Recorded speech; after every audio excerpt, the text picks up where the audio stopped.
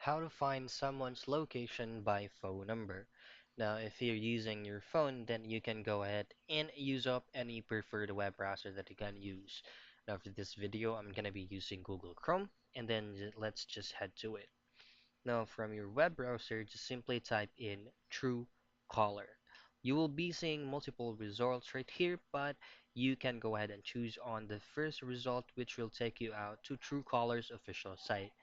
Now, once you're here, you can choose to download this app from your Google Play Store or directly from the website. Now, you can go ahead and try Truecaller for free. All you have to do is just to input a specific phone number that you want to locate.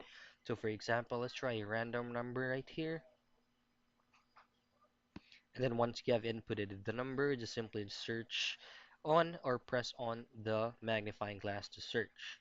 Now, if you scroll down a bit, there is actually the result where the number is coming from. All you have to do is just to create an account with Truecaller for you to have full access on the location of that number that you're trying to find.